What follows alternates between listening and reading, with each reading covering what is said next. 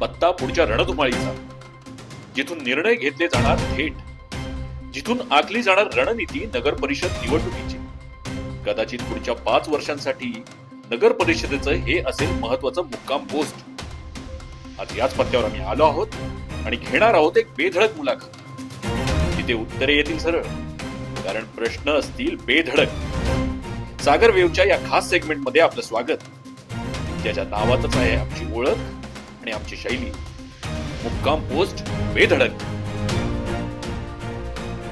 दैनिक सागरच्या सागर wave या YouTube चॅनलतर्फे आपणा सर्वांचं स्वागत आहे. मित्रांनो, आज आम्ही आलो आहोत देवरुखमध्ये. देवरुख नगरपंचायतीच्या निवडणुकीची रणधुमाळी सुरू झालेली आहे. यावेळी महायुतीकडून माजी नगराध्यक्षा मृणाल शेट्टे यांनी उमेदवारी अर्ज भरला आहे. देवरुखमध्ये कशा पद्धतीचे वातावरण आहे, निवडणुकीची तयारी कितपर्यंत आलेली आहे आणि त्यांचं विजन काय आहे, या संदर्भात आपण त्यांच्याशी चर्चा करणार आहोत. त्यांच्यासोबत त्यांचे पती अभिजित शेट्टे, जे माजी उपनगराध्यक्ष म्हणून त्यांनी काम केलेलं आहे, तर या दोघांबरोबर आपण चर्चा करणार आहोत. त्यांची मतं जाणून घेणार आहोत. शहर विकासाचं विजन, अजेंडा त्यांचा काय आहे हे आपण जाणून घेणार आहोत. ताई आणि सर, आपलं दोघांचं स्वागत आहे. ताई, 5 वर्ष आपण नगराध्यक्ष म्हणून काम केलेलं आहे, सरांनी नगराध्यक्ष म्हणून काम केलेलं आहे. पक्षाने पुन्हा एकदा आपल्याला संधी दिली आहे ह्याच पदासाठी, आपण काय सांगाल? पक्षाने पुन्हा एकदा आम्हाला नगराध्यक्षपदाची निवडणूक लढवण्यासाठी संधी दिली आहे. तर त्या संधीचं सोनं करून देवरुख शहराचा विकास आत्तापर्यंत झाला आहे आणि ह्याच्यानंतरसुद्धा करण्याचं ध्येय आमच्या दोघांचं पण असणार आहे. कारण की माझ्या अगोदर उपनगराध्यक्ष म्हणून शेट्टेसाहेब कार्यरत होते आणि लेडीज आरक्षण पडलं आणि मला चान्स मिळाला आणि मी नगराध्यक्ष झाले. मला तसं बघायला गेलं तर राजकारणात फारसा इंटरेस्ट नाही, पण त्यांच्या माध्यमातून आणि त्यांचा सपोर्ट होता, त्याच्यामुळे मी 5 वर्ष व्यवस्थितपणे कारभार करू शकले. आणि आता ह्याच्यानंतरसुद्धा आम्हाला पक्षाने संधी पुन्हा एकदा दिली आहे, तर त्या संधीचं नक्की सोनं करून दाखवू आणि देवरुखचा विकास घडवण्यासाठी आणि एक आदर्श देवरुख म्हणून सगळ्यांसमोर एक चित्र उभं करण्यासाठी आम्ही नक्की दोघं प्रयत्नशील राहू. आपण देखील 2.5 वर्ष उपनगराध्यक्ष होतात. मॅडमनी 5 वर्षाची कामगिरी केलेली आहे. तर शहरामध्ये आपण ठळक कोणती कामं केलीत, काय सांगू शकाल? मला आठवतं, मी ग्रामपंचायत सदस्य पण होतो त्यापूर्वी. म्हणजे देवरुख नगरपंचायतची ग्रामपंचायत 2012 साली आमची ग्रामपंचायत निवडणूक झाली. त्यामध्ये मी 2007 सालच्या ग्रामपंचायत निवडणुकीमध्ये मी विजयी झालो आणि ग्रामपंचायत सदस्य झालो. त्यावेळेपासून आजपर्यंत देवरुखच्या विकासामध्ये म्हणा किंवा देवरुखच्या सेवेत मी सातत्याने आहे. आणि हे करत असताना सुरुवातीच्या काळामध्ये आम्हाला ज्या काही गोष्टी जाणवल्या, तर त्याच्यामध्ये की स्ट्रीट लाईट ही एक देवरुखच्या मर्यादित भागांपुरती मर्यादित होती. 100-150 ठिकाणी फक्त स्ट्रीट लाईट उपलब्ध होती. ज्या वेळेला आम्ही वाडी वस्त्यांवरती फिरलो, लोकांच्या भावना काय जाणून घेतलं, लोकांच्या मागण्या काय त्या जाणून घेतलं, तर त्याच्यामध्ये प्रामुख्याने ती एक गरज लोकांनी दाखवली की आमच्याकडे रस्त्याला लाईटच नाहीये आणि तुम्ही कर मात्र घरपट्टीतून आकारताय, तुमच्या ह्याच्यातून आकारताय, मग आम्हाला लाईट का नाहीये? येणाऱ्या काळात आज ही परिस्थिती आम्ही आहे की देवरुखमध्ये जवळजवळ 45 ते 47 वाड्या वस्त्या आहेत आणि त्या वाड्या वस्त्यावरती एकही वाडी वस्ती अशी शिल्लक ठेवली नाही की ज्याच्यावरती स्ट्रीट लाईट नाही. आज जवळजवळ 2000 स्ट्रीट लाईट आपण देवरुख शहरात लावलेले आहेत. अच्छा. हो. आणि देवरुख शहर पूर्णपणे प्रकाशमान केलेलं आहे, उजळून टाकले शहर. यस. आणि त्याचबरोबर अजून एक आवर्जून गोष्ट सांगेन, जी ग्रामपंचायत काळापासूनच आपला जलशुद्धीकरण केंद्र होतं. जलशुद्धीकरण केंद्र होतं परंतु ते कार्यान्वित नव्हतं. ते वापरलं न गेल्यामुळे किंवा काही कारणास्तव ते बंद होतं. लोकांमध्ये ज्या वेळेला पाऊस पडायचा त्यावेळेला गढूळ पाणी लोकांना नळाद्वारे जायचं आणि ती एक समस्या लोकांमध्ये भरपूर होती. तर त्याचा आम्ही अभ्यास केला. आपल्याकडे कराडजवळ मलकापूर नगर परिषद आहे, तर तिथे 24/7 पाणी योजना आहे आणि त्यांचं मॉडेल आम्ही बघायला गेलो होतो. एक अभ्यास दौरा आम्ही इथल्या नागरिकांसही काढला होता, मोठा 40-45 लोकांसहित. आणि त्या अभ्यासदौऱ्यात आम्ही तिथलं जलशुद्धीकरण केंद्र बघितलं आणि त्यांच्याकडूनच एक चांगले टेक्निकल पर्सन घेऊ किंवा त्यांची हे घेऊन आपलं जलशुद्धीकरण केंद्र पुन्हा कार्यान्वित केलं. आणि आज प्रत्येक घरामध्ये किती पाऊस पडते, काही होऊन दे, नेहमी हे शुद्ध पाणी, पिण्यायोग्य शुद्ध पाणी हेच पोचवलं जातं. ही एक आमची एक उपलब्धी आहे. त्याचबरोबर देवरुख शहराच्या वाड्या वस्त्या ज्या ग्रामीण भागात आहेत, तिथपासून म्हणजे मुख्य शहरापासून 5-5, 6-6 किलोमीटर लांब आहेत, या वाड्यांकडे थोड्याशा दुर्लक्षित होत्या मागील काळामध्ये, ग्रामपंचायत काळामध्ये, आधीच्या काळामध्ये दुर्लक्षित होत्या. त्यामुळे त्या वाड्यांवर जाणारे रस्ते हे चांगले नव्हते.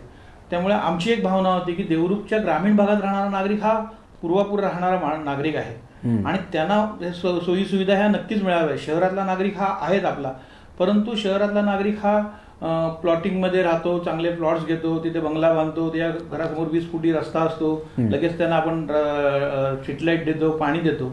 पण आमची ज्या पूर्वापूर वाडी वस्त्या आहेत त्या लोकांच्या पायाखालची वाट सुद्धा चांगली नव्हती.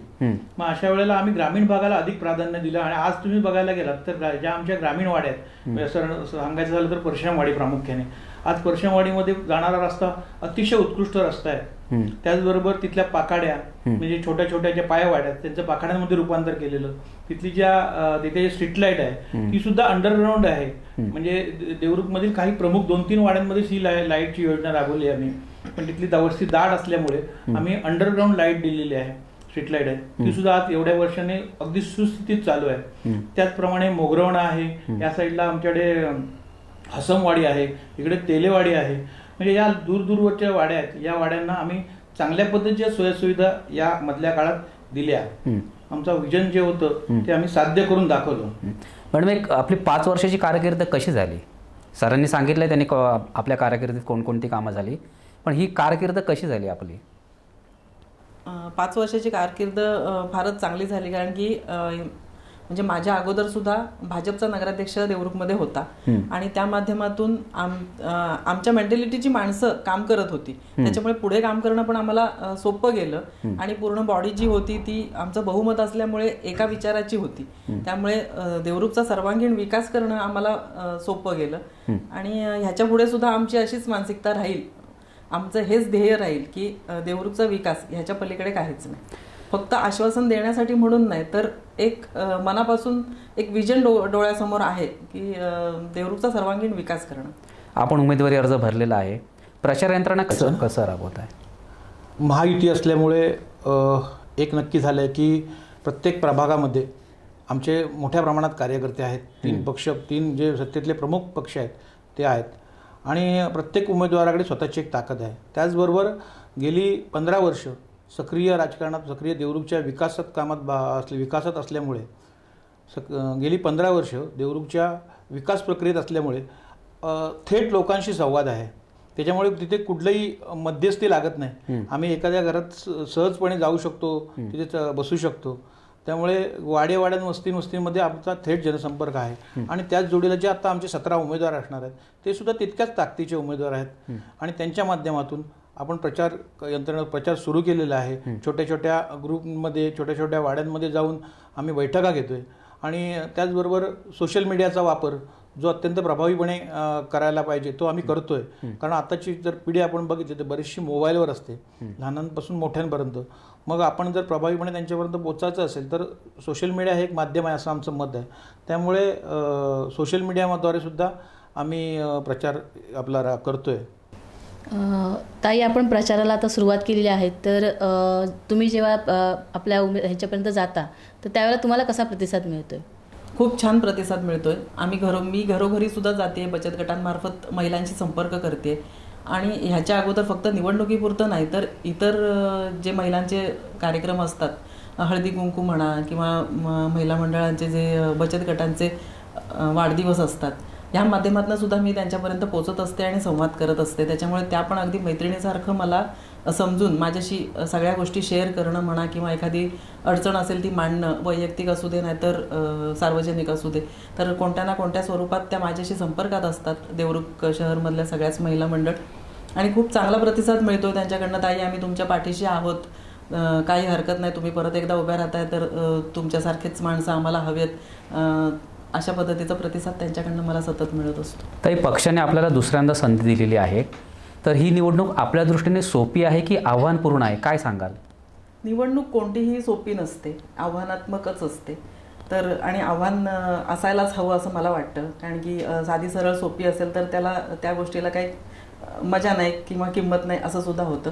तर आव्हानात्मक आहे आणि हे आव्हान घ्यायला आम्ही तयार आहोत पूर्णपणे, कारण की आमचं काम आतापर्यंतचा जनसंपर्क आणि सतत लोकांसाठी अवेलेबल राहणं ही जी गोष्ट आहे आणि कोणत्या ना कोणत्या माध्यमातून जनतेसमोर जाणं, फक्त निवडणुकीपुरतं नाही तर इतर सतत आम्ही त्यांच्या संपर्कात असतो. मी शेटेसाहेब महिला मंडळाशी मी जास्त कॉन्टॅक्टमध्ये असते, संपर्कात असते. पुरुष मंडळ असेल तर शेटेसाहेब त्यांच्या माध्यमातून त्यांच्यापर्यंत पोहोचत असतात. सामाजिक असू दे किंवा सार्वजनिक असू दे किंवा वैयक्तिक काम असू दे, तर आम्ही कोणत्या ना कोणत्या सगळ्या त्यांच्या अडीअडचणी सोडवण्यासाठी तत्पर असतो आणि त्यांच्याकडनं चांगला प्रतिसाद आम्हाला मिळतोय आणि खात्रीसुद्धा वाटते की परत एकदा आम्ही नगराध्यक्ष म्हणून निवडून येऊ. आपण म्हणताय की खात्री आहे नगराध्यक्ष म्हणून निवडून येऊ. निवडून आल्यानंतर शहराचा विकास किंवा विजन आपलं काय आहे?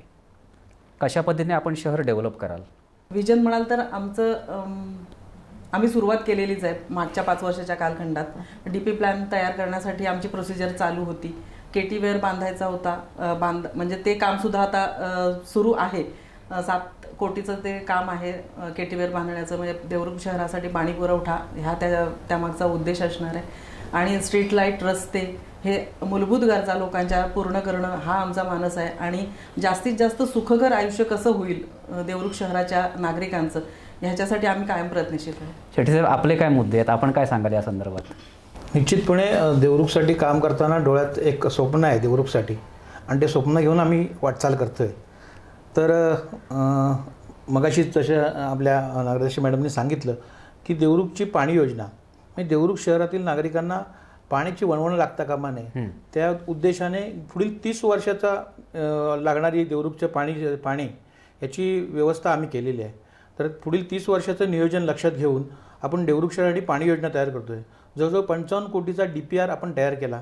त्याचं प्रेझेंटेशन लोकांसमोर दिलं, त्याला तांत्रिक मंजुरी घेतली, त्याला प्रशासकीय मंजुरी घेतली आणि आज ते तत्वता मंजुरीसुद्धा शासनाची मिळाली आहे. शासन निर्णय फक्त हातात मिळणं बाकी आहे.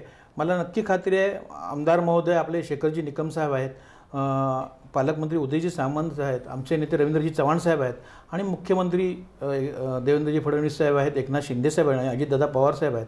यांच्यामुळे ही योजना मंजूर होईल. 55 कोटी रुपयाची पाणी योजना लवकरच कार्यान्वित होईल आणि येत्या 2 वर्षात ते 3 वर्षात आम्ही लोकांना 24 तास पाणी देऊ शकू, पिण्यायोग्य पाणी देऊ शकू याची मला खात्री वाटते. म्हणजे हा एक प्रश्न आला की पाणी योजनेचा, त्याचाच एक भाग होता की पाण्याचा साठा. म्हणजे जर तुम्हाला 24 तास पाणी द्यायचं तर तुमच्याकडे पाणी साठा तेवढा पुरेसा आहे का? तर तो असण्यासाठी एका बंधाऱ्याची गरज होती.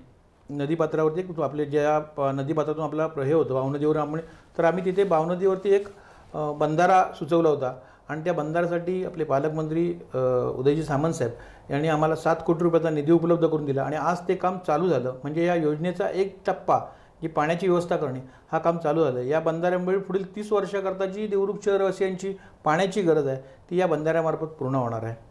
असं हे पाण्यातलं हे पाण्याच्या बाबतीत झालं. तेच आहे वेगवेगळ्या क्षेत्रामध्ये.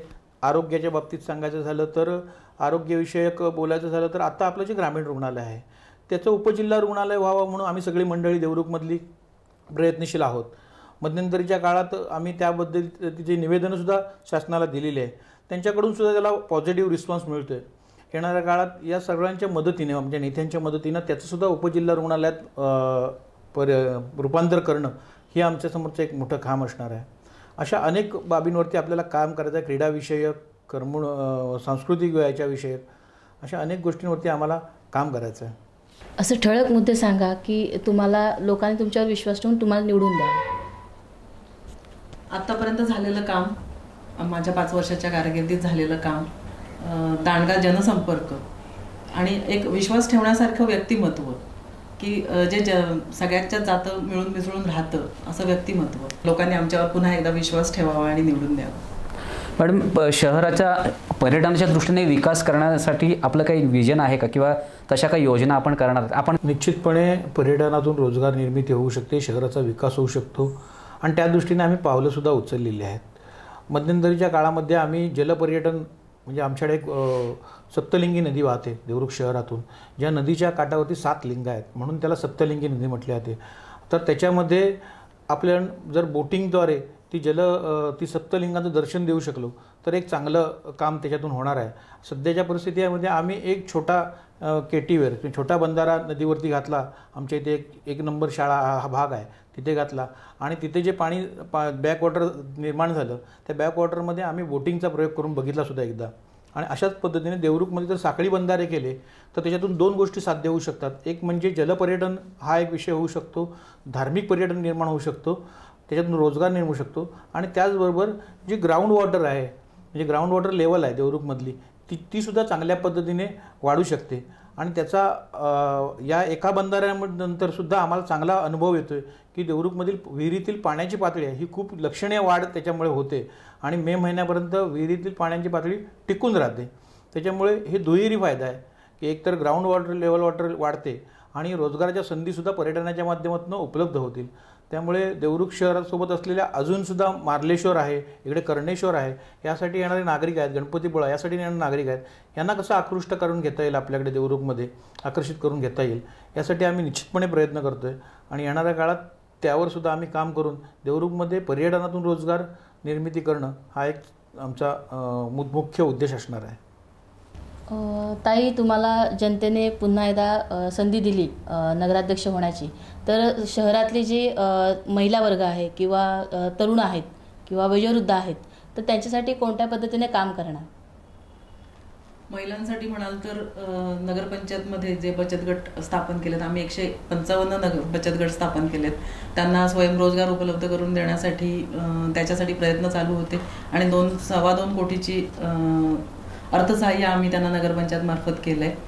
परत दुसरं एक गोष्ट सांगायची तर त्यांचे अभ्यास दौरे केलेत 2 ठिकाणी, पनवेल आणि दापोली अशा ठिकाणी, की जेथे त्यांना छोटे गृह उद्योग अगरबत्ती बनवणं किंवा फुलवाती बनवणं, वाती बनवणं ह्याच्यासाठी आम्ही अभ्यास दौरे त्यांच्यासाठी हे केले होते, अरेंज केले होते.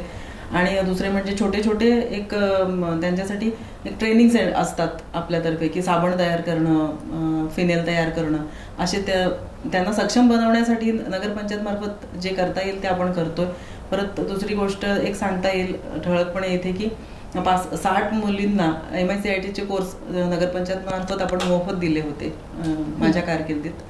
परत दुर्धर आजाराने ग्रस्त महिलांसाठी जवळजवळ 15 महिलांसाठी अर्थसहाय्य केलं होतं, प्रत्येकी 5,000 रुपये. अशा अनेक गोष्टींमार्फत आपण महिलांपर्यंत पोहोचतो आणि आर्थिक सहाय्य करतो, त्यांना सक्षम बनवण्यासाठी प्रयत्नशील आहोत आणि ह्याच्या पुढे सुद्धा राहू. जाता जाता एक शेवटचा प्रश्न, मतदारांना आपण काय संदेश द्याल? ह्याच्या अगोदर मी 5 वर्ष नगराध्यक्ष होते.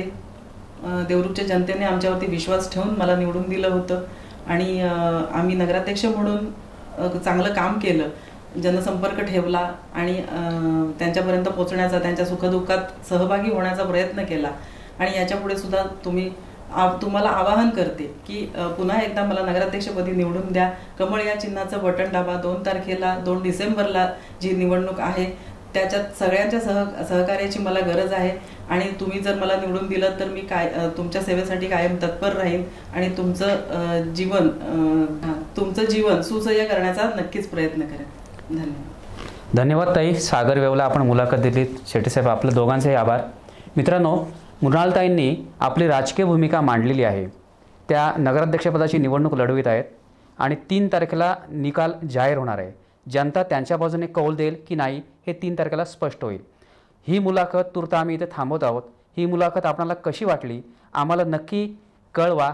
हा व्हिडिओ आपल्याला कसा वाटला आम्हाला नक्की लाईक करा, शेअर करा आणि चॅनलला सबस्क्राईब करायला विसरू नका. पाहत राहा सागर वेव. धन्यवाद. अशाच नवनवीन माहितीपूर्ण व्हिडिओसाठी आणि सत्यनिष्ठ बातम्यांसाठी सागर वेव आजच लाईक करा, शेअर करा आणि सबस्क्राईब करा.